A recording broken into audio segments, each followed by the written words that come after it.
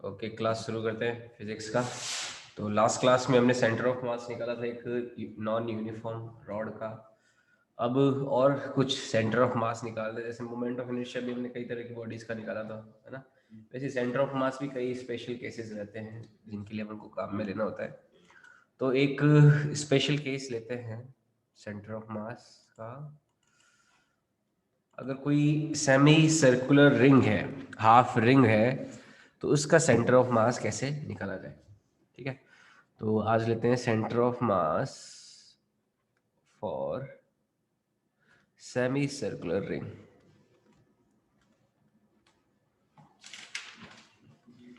ठीक है, semi circular ring यानी कि अर्ध वर्ताकार वलय का द्रव्यमान केंद्र, अर्ध वर्ताकार वलय का द्रव्यमान केंद्र। ठीक है, जैसे सेमी सर्कुलर रिंग होती है अपनी, इस तरह से कोई मान लो ये तो होती है सर्कुलर रिंग, ये तो है कोई डिस्क। अपन एक रिंग लेते हैं, ये रिंग है ना। इसमें अपन को मान लो सेमी सर्कुलर रिंग बनानी है, तो सेमी सर्कुलर रिंग क्या हो जाएगी, हाफ पार्ट हो जाएगा इसका इतना, ये सेमी सर्कुलर रिंग हो जाएगी। ठीक है, आई बात समझ में। अब इस सेमी सर्कुलर रिंग का अगर नॉर्मल रिंग होती तो इसका जो सेंटर होता, एक्चुअल सेंटर, वही क्या होता उसका सेंटर ऑफ मास होता। लेकिन इसमें देखो, आप अगर गौर से देखो तो मास डिस्ट्रीब्यूशन जो है थोड़ा ऊपर की ओर बढ़ा हुआ है, तो सेंटर ऑफ मास कहीं यहीं कहीं होना चाहिए ना। जैसे मैं ये एक्सिस बना दूं, जैसे ये तो गई एक्स एक्सिस, ये तो मान लो है एक्स एक्सिस, और ये है वाई एक्सिस। ठीक है, अब देखो एक चीज तो क्लियर है कि एक्स एक्सिस और वाई एक्सिस में इधर और इधर वाई एक्सिस के सिमेट्रिक है मास, इधर भी मास उतना है, इधर भी मास उतना है। तो ना तो सेंटर मास इधर होगा ना इधर होगा, ये यहाँ पे कहीं पे होगा, इस एक्सिस के ऊपर ही होगा। तो पहली बात तो सेंटर ऑफ मास किस एक्सिस पे लाई करेगा, केवल वाई एक्सिस पे ही लाई करेगा, एक्स एक्सिस पे इधर उधर जाएगा नहीं, क्योंकि वाई एक्सिस के सिमेट्रिक है ना। तो एक पॉइंट ये हो जाएगा कि semi circular ring, semi circular ring is symmetric, symmetric to y-axis, so center of mass will be at this axis only, है ना, इस एक्सिस पे ही होगा। ये बात समझ में आती है कि भाई जो अर्धवर्ताकार वलय है वो वाई अक्ष के सममित है, इधर और इधर बराबर है, तो यानी कि बीचों बीच ही आना चाहिए यहीं पे, तो यानी कि वाई एक्सिस पे कहीं होगा। लेकिन एक्स अक्ष के सिमेट्रिक है नहीं ना, क्योंकि नीचे वाला पार्ट तो सारा उड़ा दिया, केवल ऊपर वाला पार्ट रहा। तो पहले सेंटर मास यहाँ होना चाहिए था अगर रिंग पूरी होती तो, लेकिन अब सेंटर मास थोड़ा सा कहीं ऊपर उठ जाएगा, तो अपन इनको उसकी लोकेशन पता लगानी है कि वो कितना ऊपर उठा। ठीक है, तो ये हमारा टारगेट है। तो पहले यहाँ तक नोट कर लो, फिर अपन आगे बढ़ते हैं।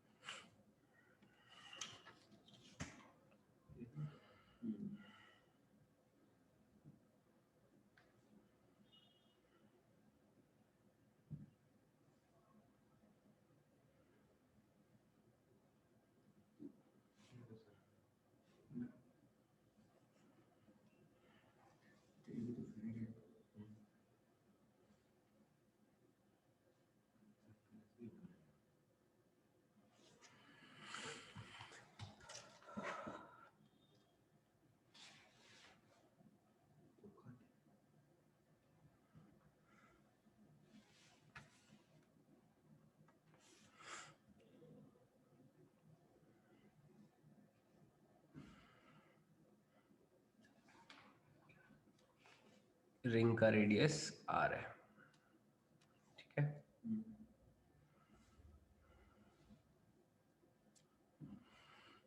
और इसमें एक और चीज मान लेते हैं कि जो लैम्डा है उसकी लीनियर मास डेंसिटी है, लैम्डा बराबर है लीनियर मास डेंसिटी,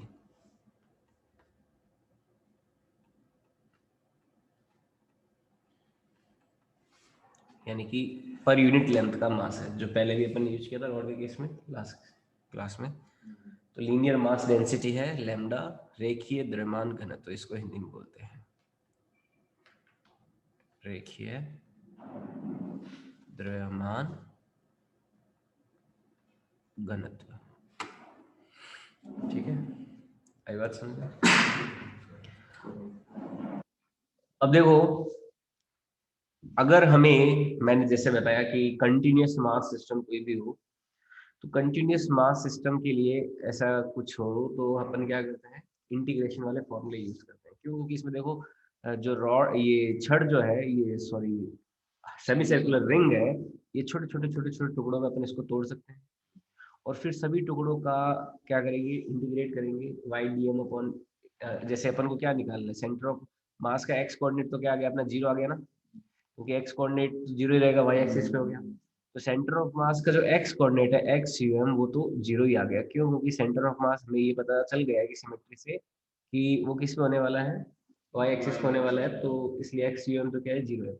अब वाई सी यू एम निकालना है, तो वाई सी यू एम के लिए अपन को वही फॉर्मूला यूज करना पड़ेगा, y d m upon integration d m, ये था ना सेंटर ऑफ मास के वाई कोऑर्डिनेट के लिए फॉर्मूला, तो ये यूज करते हैं।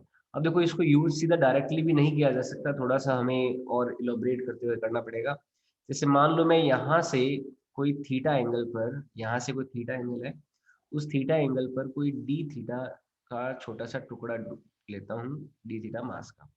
यहाँ से क्या किया, कोई थीटा एंगल लिया, ये क्या है, थीटा एंगल है, और इस थीटा एंगल पे कोई डी थीटा, छोटा सा, बहुत सा छोटा सा डी थीटा एंगल का कोई टुकड़ा लिया, ऐसे डी थीटा का टुकड़ा लिया ऐसे, ये ठीक है। तो इस छोटे से टुकड़े का जो लेंथ है वो क्या हो जाएगा, मैं ऐसा लिख सकता हूँ इसको, आर डी थीटा। इस छोटे से टुकड़े की लेंथ को क्या लिख सकता हूँ, आर डी थीटा लिख सकता हूँ, क्योंकि आर्क अपॉन रेडियस होता है थीटा, डी थीटा बराबर क्या होता है, आर्क अपॉन रेडियस, है ना। आर्क लेंथ कितनी, arc length upon D theta बराबर क्या होता है, रेडियस होता है ना। जैसे ये फॉर्मूला आपको पता होना चाहिए कि आर्क अपॉन रेडियस बराबर क्या होता है, एंगल होता है, ठीक है। ये एंगल का डेफिनेशन होता है। तो अब आर्क लेंथ निकालनी, मान लो आर्क लेंथ एल है, तो रेडियस क्या हो गया, आर, और एंगल कितना है, यहाँ पे देखो, यहाँ पे सेंटर के साथ एंगल कितना बना रहा है, डी थीटा बना रहा है ना। तो ये जो आर्क की लेंथ होगी, छोटी सी लेंथ जो है ना, इस लेंथ की वैल्यू क्या हो जाएगी, l is equal to r d theta हो जाएगी। आई बात समझ में, आर का मल्टीप्लाई कर दूंगा डी थीटा में, तो आर डी थीटा क्या हो गई, ये लेंथ होगी इस आर की। अब लेमडा हमारा लीनियर मास डेंसिटी है, तो हमारा जो डीएम का वैल्यू है यहाँ पे, डीएम बराबर क्या आ जाएगा, lambda times are d theta, नहीं हो जाना चाहिए क्या, बताओ, समझ में आई बात। लेमडा तो छोटे से पर यूनिट लेंथ का मास है ना, उसमें आर डी थीटा का मल्टीप्लाई करेंगे, आर डी थीटा क्या है, वो लेंथ है, उस लेंथ का मल्टीप्लाई करेंगे तो हमारे पास इस, ये जो छोटा सा मास आएगा, ये जो छोटा सा टुकड़ा है इस रिंग का, मान लो इसका मास है डीएम, तो इस डीएम की वैल्यू क्या हो जाएगी, जो पर यूनिट लेंथ का मास है लेमडा, लेमडा क्या होता है कि छोटी से पर यूनिट लेंथ का मास अपॉन टोटल लेंथ वाला, है ना। तो लेमडा बराबर क्या होता हो जाएगा, lambda into are d theta हो जाएगा। ये बात समझ में आई। या फिर इसको ऐसे भी समझ सकते हो, क्योंकि लेमडा बराबर होता है डीएम अपॉन डीएल, है ना, ऐसा होता है। तो यहाँ से देखो डीएम की वैल्यू क्या हो जाएगी, dm is equal to lambda dl, और ये जो डीएल है, डीएल यही तो है, छोटा सा डीएल अपना आर्क, आर्क लेंथ, जो छोटे से ये वर्क की लंबाई है वो तो डीएल है। यहाँ से देखो डीएम कितना आ जाएगा, लेमडा टाइम्स डीएल कितना है अपना, अपना आर डी थीटा है। तो ये जो छोटा सा मास है जो रिंग पे हमने लिया, ये कितना आ जाएगा, लेमडा आर डी थीटा आ जाएगा। आई बात समझ में? तो इसी को यूज करते हैं, डीएम बराबर क्या हो गया, लेमडा आर डी थीटा हो गया। अब एक और इम्पोर्टेंट चीज कि यहाँ पर जो वाई कोऑर्डिनेट होगा इस मास का, वाई कोऑर्डिनेट क्या ये नहीं होगा, वाई कोऑर्डिनेट क्या होगा, इस डीएम मास का एक्स एक्सिस से डिस्टेंस, यही तो वाई कोऑर्डिनेट होगा इसके लिए, तो ये वाई नहीं हो जाएगा क्या, ध्यान से समझना इस बात को, होगा भाई? ठीक है, ये वाई कोऑर्डिनेट होगा, क्योंकि देखो यहाँ पे सेंटर ऑफ मास का वाई कोऑर्डिनेट निकालना है, तो हमें उस डीएम मास का भी क्या लेना, वाई कोऑर्डिनेट लेना है। तो डीएम मास का, इस डीएम मास का, ये छोटा सा डीएम मास जो है, इसका वाई कोऑर्डिनेट क्या हो जाएगा, इसकी एक्स एक्सिस से जो डिस्टेंस है वो होगा। ध्यान से समझना ये बात, बहुत गहरी बात है, आई बात समझ में? तो ये वाई हमारा क्या होगा, इसका छोटे से डीएम मास का वाई कोऑर्डिनेट हो गया। तो यहाँ पे इस वाई की देखो वैल्यू क्या हो जाएगी, वाई इज इक्वल टू क्या हो जाएगा, ये डिस्टेंस आर है यहाँ से यहाँ तक की पूरी, तो ये तो आर कॉस थीटा हो जाएगी, तो ये क्या हो जाएगी, आर साइन थीटा नहीं हो जाएगी क्या? तो मैं इसको क्या ले सकता हूँ, आर साइन थीटा ले सकता हूँ, है ना? ये तो हो गया थीटा की डायरेक्शन में r sine r cos theta, ये थीटा के परपेंडिकुलर वाला क्या हो गया, आर साइन थीटा। या फिर आप ऐसे भी कर सकते हो, परपेंडिकुलर अपॉन हाइपोटेन्यूज बराबर साइन थीटा, तो परपेंडिकुलर की वैल्यू क्या हो जाएगी, आर का मल्टीप्लाई हो जाएगा, आर साइन थीटा जाएगा। ये बात समझ में आएगी, क्लियर है? ये बताओ, क्लियर ना? तो यहाँ पे y की वैल्यू क्या होगी, r sin थीटा हो गई। अब देखो आगे करते हैं क्वेश्चन। तो dm बराबर तो हो गया लेमडा r sin थीटा, और y इज इक्वल टू हो गया हमारा r sin थीटा। अब इस इक्वेशन में ये वैल्यूज पुट कर देते हैं, y cm is equal to आ जाएगा इंटीग्रेशन y की वैल्यू तो क्या रख देंगे, r sin थीटा रख देंगे, और dm की वैल्यू क्या रख देंगे, लेमडा आर डी थीटा रख देंगे, डिवाइडेड बाय डीएम को क्या रख देंगे, लेमडा आर डी थीटा रख देंगे, इंटीग्रेशन कर देंगे। अब इंटीग्रेशन देखो कहाँ से कहाँ तक करेंगे, थीटा बराबर 0 से शुरू हो रहा है, और थीटा यहाँ से यहाँ तक चलता आ रहा है ना, यहाँ से यहाँ तक, ठीक है? तो थीटा बराबर 0 से तो इंटीग्रेशन शुरू होगा, और थीटा कहाँ तक जाएगा, ये एंगल कितना है, 180 डिग्री है ना, तो लिमिट क्या हो जाएगी इस केस में, theta is equal to 0 degree से कहाँ तक, 180 डिग्री तक, या फिर मैं इसको थीटा बराबर पाई लिख दूं, थीटा 0 डिग्री से कितना हो जाएगा, पाई तक, 0 से पाई तक, है ना? आई बात समझ में, यहाँ तक किसी को कोई डाउट नहीं है? चलो, और यहाँ पे भी थीटा बराबर 0 से थीटा बराबर पाई तक लिमिट हो जाएगी, ठीक है? अब देखो इस इंटीग्रेशन को सॉल्व करते हैं, सॉल्व करें। तो एक तो ये लैम्डा और ये लैम्डा तो कैंसिल हो जाएगा, ये एक आर और ये आर भी कैंसिल हो जाएगा, क्योंकि ये कांस्टेंट्स है, कांस्टेंट इंटीग्रेशन से बाहर आएगा, ये भी इंटीग्रेशन से बाहर आएगा, तो आपस में कांस्टेंट हो जाएगा। अब आप बोलोगे sir D theta theta cancel कर दो, ऐसा नहीं है, क्योंकि थीटा क्या है, वेरिएबल है, थीटा एक चेंज होने वाली क्वांटिटी है, तो उसको काट करने के लिए पहले उसका इंटीग्रेशन करना पड़ेगा, उसके बाद आप कोई कटने की अगर संभावना बनती है तो काटिए, पहले इंटीग्रेट करो फिर काटना होगा।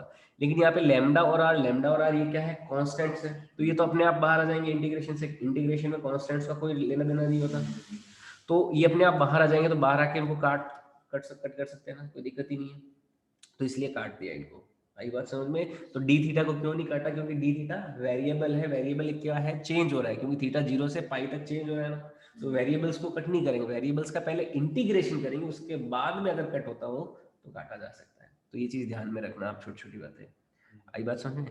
तो अब यहाँ पे इंटीग्रेट करेंगे थीटा 0 से पाई तक, ऊपर टर्म क्या बन जाएगी, आर को भी मैं बाहर ले लेता हूँ क्योंकि आर कांस्टेंट है ये जो बचा, और अंदर आ जाएगा sine theta D theta upon integration 0 से पाई का, किसका, डी थीटा का, ठीक है? तो अब देखो इसको सॉल्व करते हैं, तो ये हो गया आर साइन थीटा का इंटीग्रेशन क्या होता है, कोई बता सकता है? कॉस थीटा होता है ना, और कॉस में भी जैसे कॉस का डिफरेंशिएशन क्या होता है, माइनस में साइन थीटा होता है, वैसे ही साइन थीटा का इंटीग्रेशन भी क्या होता है, माइनस में कॉस थीटा होता है, माइनस कॉस थीटा होता है इसमें। ये हो गया 0 से पाई, ठीक है, डिवाइडेड बाय ये हो जाएगा थीटा, डी थीटा का इंटीग्रेशन थीटा हो जाएगा, और लिमिट रखेंगे 0 से पाई।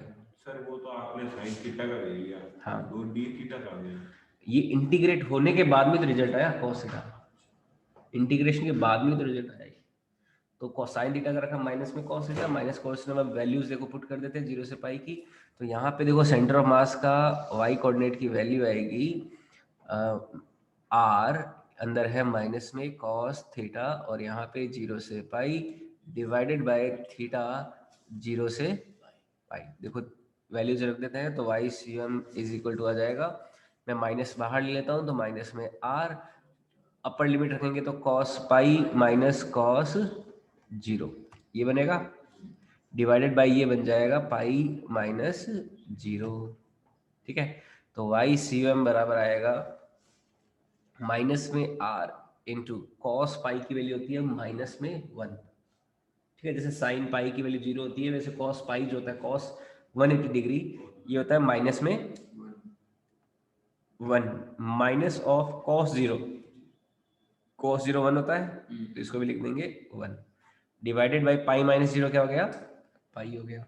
तो यहाँ से आर जो वाई सी एम का वैल्यू आएगा वो क्या आ जाएगा, Y C M is equal to minus में आर और ये हो जाएगा -1 माइनस में 2 डिवाइडेड बाय पाई। तो सेंटर ऑफ मास का वाई कोऑर्डिनेट की वैल्यू कितनी आ गई, 2r अपॉन पाई आ जाएगी। तो ये रिजल्ट आ जाएगा हमारा किसके लिए, सेमी सर्कुलर रिंग के लिए। कितना होता है centre of mass, 2r upon pi, यानी कि ये यहाँ से देखो, यहाँ से कोई 2r अपॉन पाई डिस्टेंस पे, कितना 2r अपॉन पाई डिस्टेंस पे, यहाँ पे कहीं पे इस रिंग का सेंटर ऑफ मास लाई करेगा, इस सेमी सर्कुलर रिंग का। तो इस तरह से इस सवाल को, ऐसे सवाल को किया जाता है। आई बात समझ में, तो ये पूरा नोट कर लीजिए डेरिवेशन।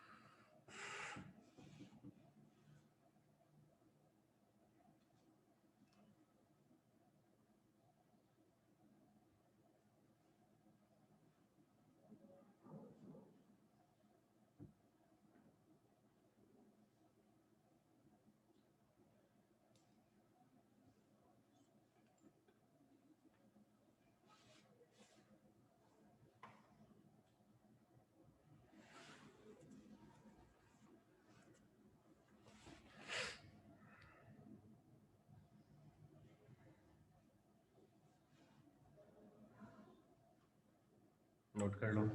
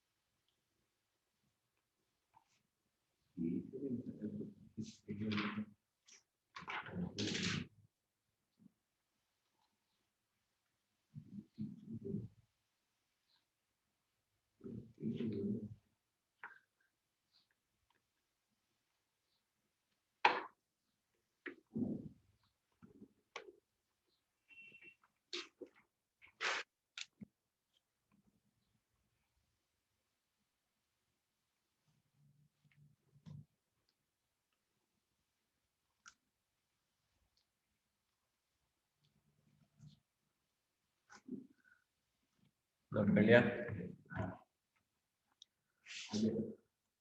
नेक्स्ट नोट करो।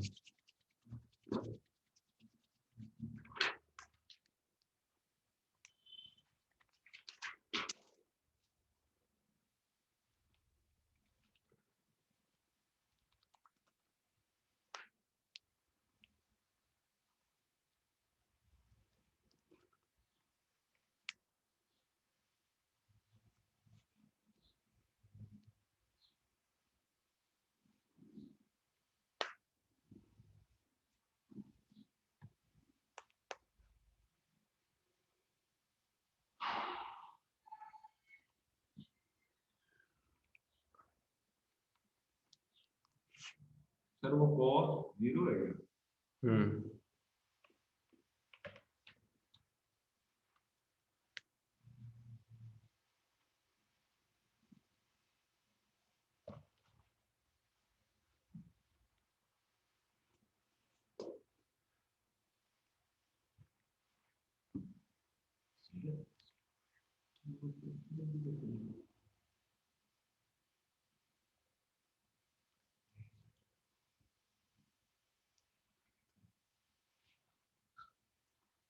नोट कर लिया।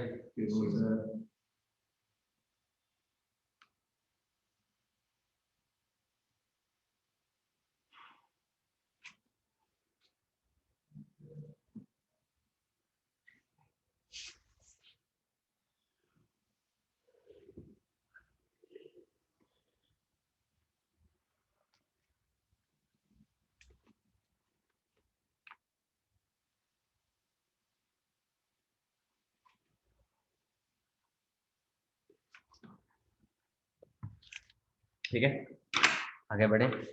अब देखो, जैसे ये सेमी सर्कुलर रिंग थी, वैसे ही सेमी सर्कुलर डिस्क भी लिया जा सकता है। जैसे मैं एक डिस्क लूँ, ये तो पूरी डिस्क होगी, इस पूरी डिस्क का ये तो पूरी डिस्क है, लेकिन पूरी डिस्क ना लेके अपन हाफ डिस्क लें। हाफ मतलब मैं इसका काट दूं, ठीक है, इतना। अगर पूरी डिस्क होती तब तो क्या होता, सेंटर ही हो जाता इसका खुद का, लेकिन अगर हाफ डिस्क लेंगे तो आधा पोर्शन रहेगा, है ना। तो आधे पोर्शन के केस में जो सेंटर ऑफ मास होगा थोड़ा सा ऊपर शिफ्ट हो जाएगा, ठीक है, इधर हो जाएगा शिफ्ट।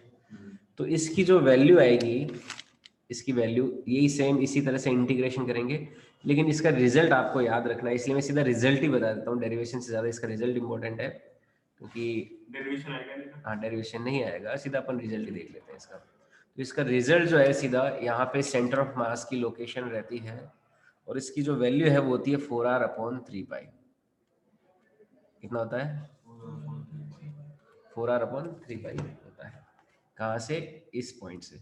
और y एक्सिस पे ही होएगा ये भी, x एक्सिस पे तो नहीं होगा। तो ये केस हो गया centre of mass Y for Y semi circular disc, ठीक है, या फिर सेमी सर्कुलर डिस्क।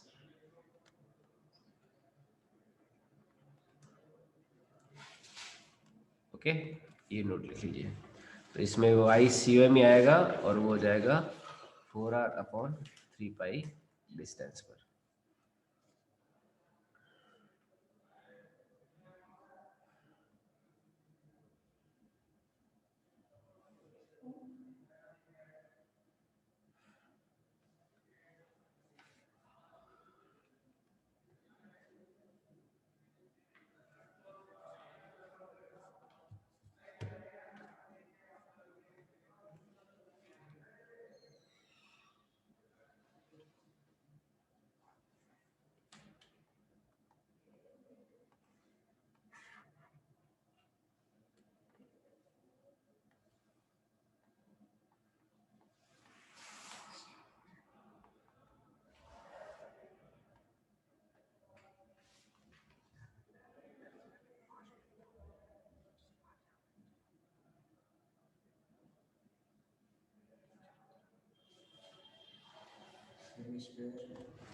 ये क्या दिख रहा है? हेमिस्फेयर। हाँ, इसको बोलते हैं हेमिस्फेयर। ठीक है, तो इसमें देखते हैं हेमिस्फेरिकल हेमिस्फेयर जो इसका centre of mass, centre of mass for hemisphere. ठीक है, इसको अर्धगोला बोलेंगे, अर्धगोले का सेंटर ऑफ मास।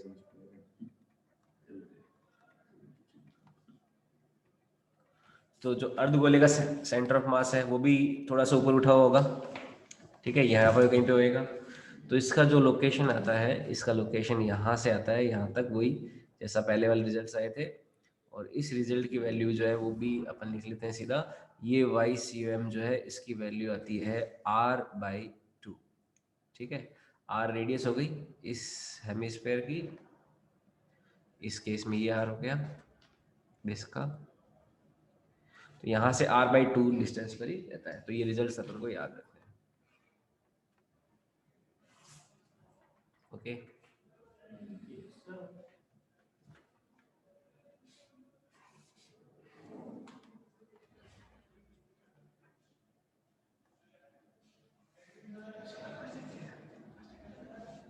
नोट कर लिया रिजल्ट।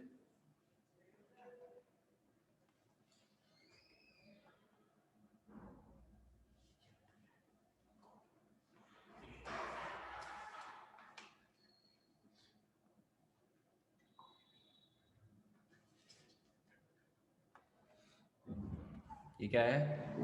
कोन। तो नेक्स्ट देखते हैं सेंटर ऑफ मास फॉर कोन। ठीक है, कोई यूनिफॉर्म कोन है तो उस कोन का सेंटर ऑफ मास क्या होगा? और ये कोन सॉलिड है, सॉलिड और होलो दो तरह के हो सकते हैं। तो ये कोन है solid, centre of mass for solid cone. हाँ,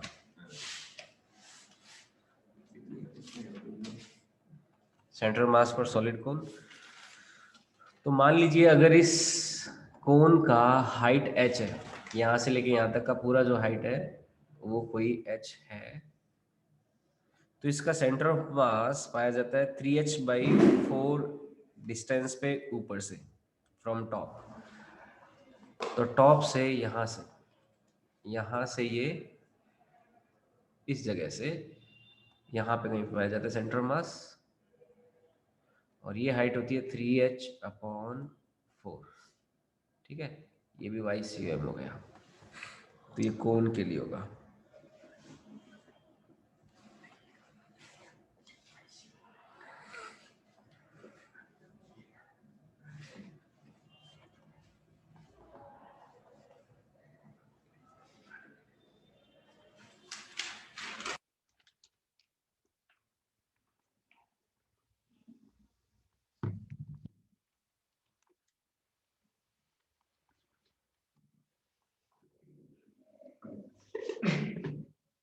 क्या हुआ? ठीक है,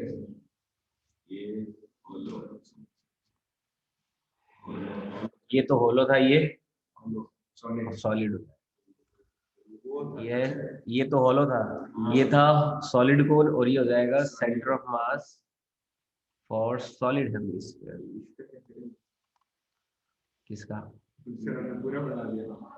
किसको है? ये सॉलिड हेमिस्फीयर।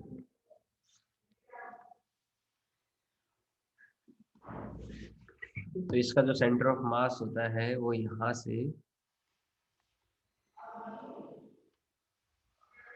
3r/8 डिस्टेंस पे होता है।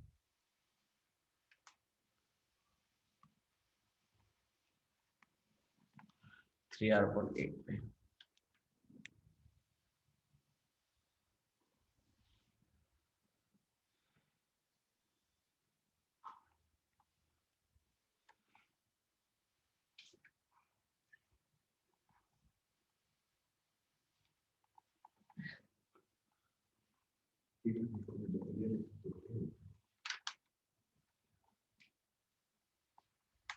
ये कोई ट्रायंगुलर प्लेट है, सेंटर ऑफ मास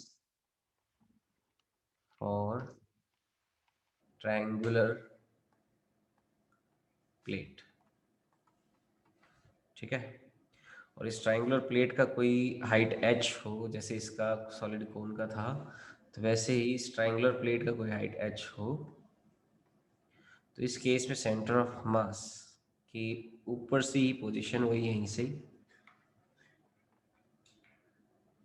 जैसे कोन की थी 3h/4 पे, तो ट्राइंगुलर प्लेट जो होता है इसका 2h/4 पे होता है। ये h हाइट है, तो यहाँ से 2h/3 पे होगा सेंटर ऑफ मास। यहाँ पे क्या हुआ?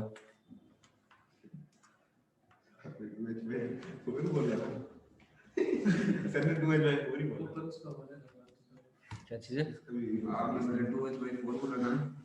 2h/3 लिख लो, 2h/3।